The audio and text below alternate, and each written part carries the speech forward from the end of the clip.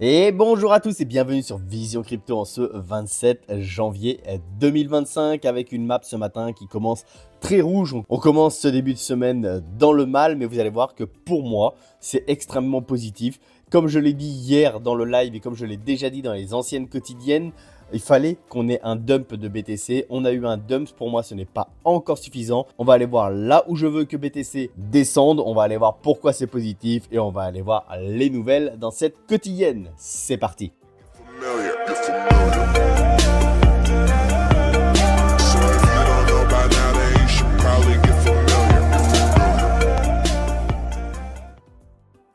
Donc oui, forcément, je sais que vous allez me haïr quand je dis que je suis plutôt content qu'on ait chuté parce que forcément, c'est pas ce que vous voulez, hein. C'est pas ce que moi je veux non plus. Par contre, pour la suite, je pense que c'est relativement positif. Et je vais vous expliquer tout ça. Donc au niveau des volumes, on a augmenté quand même en termes de volume, hein, 30 milliards sur BTC et 17 milliards sur Ethereum. Et on va voir tout de suite notre ami BTC, qu'est-ce qu'il nous a fait? Il nous a fait une vraie liquidation ici. Et ça, c'est relativement bullish pour moi. Pourquoi? Parce que je vous avais dit qu'il fallait qu'on ait cette chute. Regardez, je vous l'avais dessiné déjà depuis pas mal de temps. Ici, je voulais qu'il y ait cette chute.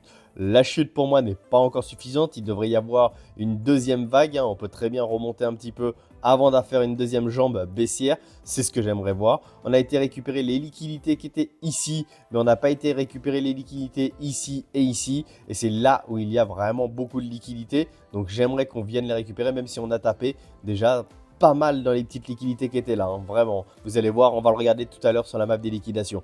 Donc on a fait une première jambe baissière. Pour moi, on ira faire une deuxième jambe baissière. En tout cas, c'est ce que je souhaite. Et pourquoi c'est positif? Eh bien, rappelez-vous, je vous ai dit que je voulais qu'on aille chercher la liquidité au sud pour qu'après on aille chercher la liquidité au nord. Et si on va chercher la liquidité au nord, on ira faire probablement un nouvel ATH ici. Et si on structure dessus, on peut partir très très fort. Et ce sera peut-être enfin la phase haussière qu'on attend. Donc Bitcoin prendra toutes les liquidités et pumpera probablement très très fort avant que ce soit le tour de nos altcoins enfin. Donc là où je suis content également, c'est que la BTC dominance a augmenté et quand on aura été chercher la liquidité du sud, donc avec la deuxième jambe baissière et qu'après on repartira très très fort, je pense que la dominance de BTC va continuer à monter très très fort et notamment par exemple jusqu'aux 60%. Vous connaissez mes targets, j'aimerais beaucoup qu'on aille chercher au moins les 60% ici, donc que ici on ait une vraie poussée et je pense que ça se fera.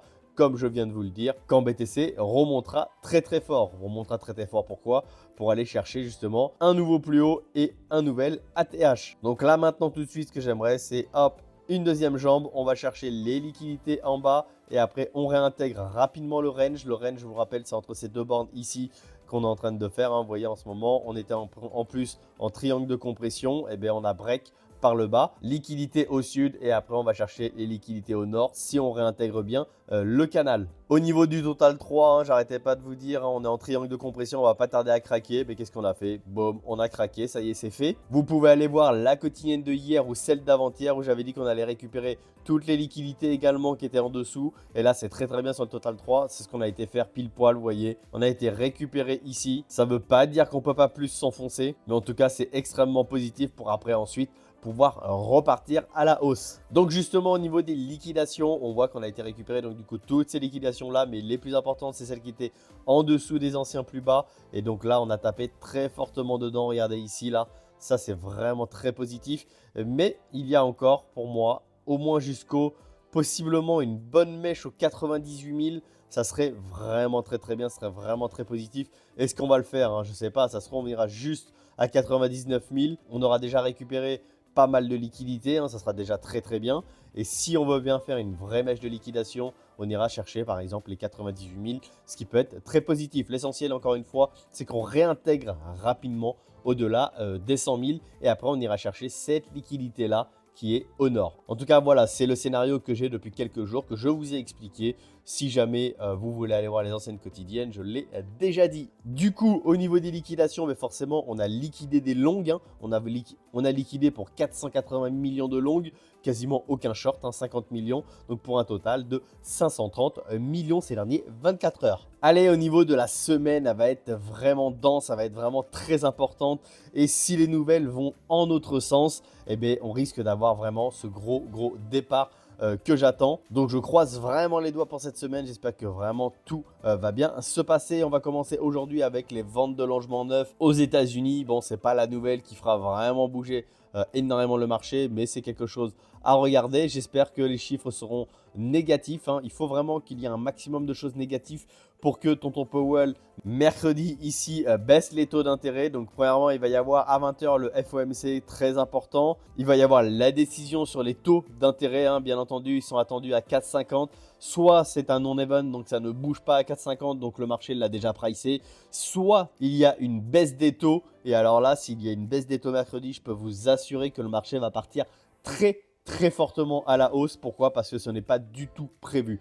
Et donc, il va y avoir également le discours de Tonton Powell qui va être extrêmement important parce que je vous rappelle qu'il y a une seule baisse des taux de prévu cette année. Et si jamais dans son discours, il annonce qu'il va y avoir au moins 2 ou 3 baisses pendant l'année 2025, ça sera également extrêmement bullish, même si ici, on reste à 4,50. Donc là, on aura probablement un Dixie, c'est-à-dire un dollar qui chute, et les Riscon, c'est-à-dire les crypto-monnaies qui pumpent très fort. Et donc là, mercredi, ça va être, pour moi, ça va être la journée la plus importante de la semaine. Et c'est elle qui va vraiment décider si on part vers le sud ou si on peut repartir très fortement à la hausse. Jeudi, il y aura le PMI et les inscriptions hebdomadaires au chômage. Et vendredi, il y aura les PCE Core à la fois annuels et à la fois mensuels. Le plus important, vraiment, ça va être mercredi et on verra ça de toute façon dans les quotidiennes. N'hésitez pas à vous abonner si ce n'est pas encore fait. Vous savez que ça permet de soutenir mon travail et en plus, c'est entièrement gratuit pour vous.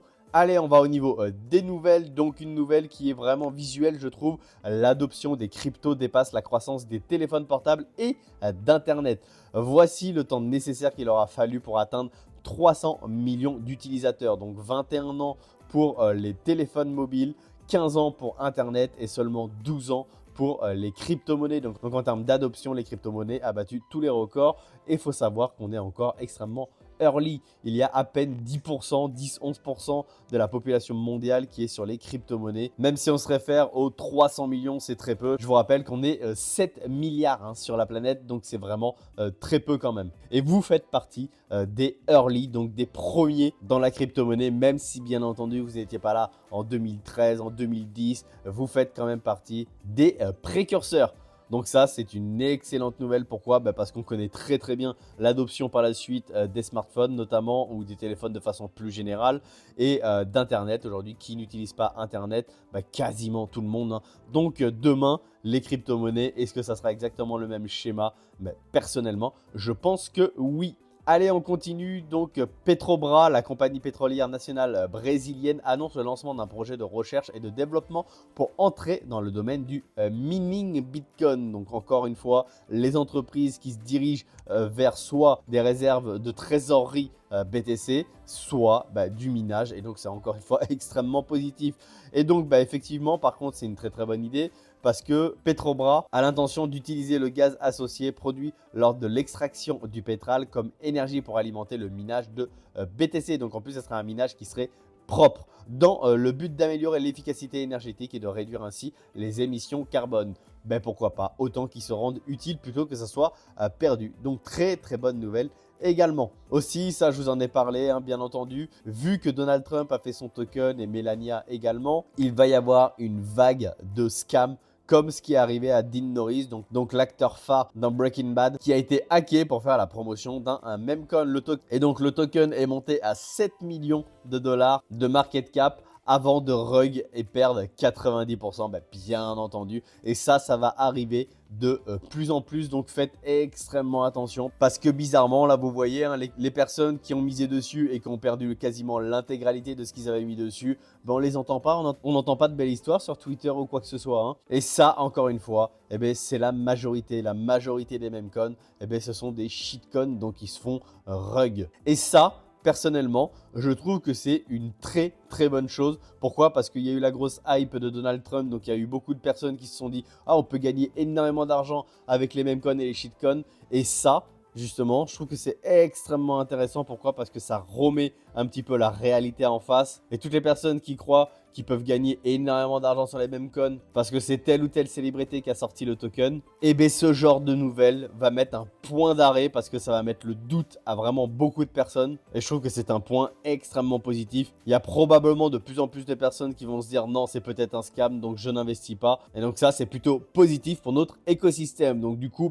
les scammers, pour une fois, vont servir la communauté. Et j'espère en tout cas que ça va permettre de réduire très très fortement les personnes qui investissent sur les shitcoins et les memcoins. Allez, on continue avec Brian Armstrong en ce moment. Hein, il n'arrête pas de parler, hein, Brian. Donc, le CEO de Coinbase déclare qu'étant donné qu'environ 1 million de tokens sont créés chaque semaine, le processus de listing traditionnel n'est plus valide. Complètement d'accord avec lui. 1 million de tokens chaque semaine. Hein, je ne sais pas si vous vous rendez compte, c'est colossal. Il est impossible d'analyser et d'examiner autant de tokens de manière efficace. Ah ça, c'est évident. Armstrong propose de passer de la liste autorisée à la liste bloquée pour aider les utilisateurs à filtrer les tokens de qualité grâce à un avis des utilisateurs et à l'analyse automatique des données on-chain. En outre, il a également souligné que l'intégration des DEX et des SEX continuera à s'approfondir et que les utilisateurs n'auront plus besoin de faire attention à la plateforme sur laquelle la transaction a lieu à l'avenir, améliorant ainsi l'expérience de trading global. Alors, il y a quelque chose qui est surtout très très important pour moi, c'est ce qu'il dit ici. Pourquoi? Parce que forcément, à un problème, on va forcément chercher une solution. Et ça, c'est une solution que Brian Armstrong propose. Forcément, aujourd'hui, on est inondé de tokens et inondé de tokens qui n'ont absolument aucune utilité. Et donc, bien entendu, qu'il va falloir trouver des manières de faire le tri et de faire les choses correctement. Et donc, là, c'est ce qui est d'ailleurs proposé. Hein. Plus une liste autorisée, mais une liste bloquée. Et tout ça pour dire simplement que demain, il y aura des solutions, il y aura plusieurs solutions. Ça, c'est une des solutions que Brian Armstrong propose aujourd'hui. Mais demain, je pense qu'il y aura encore plein d'autres solutions parce qu'effectivement, l'émission de autant de tokens est un problème.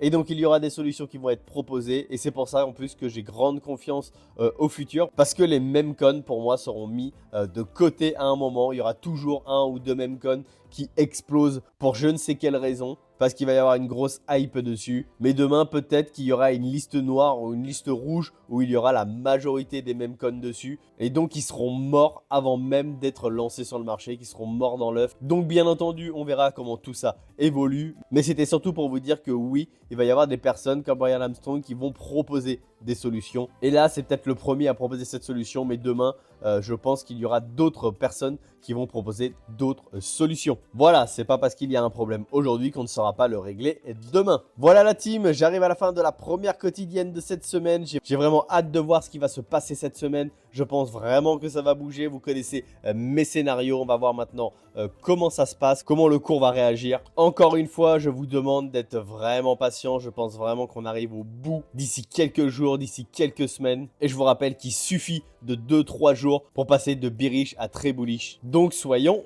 patients. Encore une fois, n'hésitez pas à vous abonner, n'hésitez pas à rejoindre les différents canaux. Et pour les personnes qui me demandent si il va y avoir une rediffusion du live de hier soir, oui, il suffit juste que je fasse un petit coupage du live et je mettrai ça en ligne. Je vous souhaite une excellente journée et surtout, restez curieux. Ciao!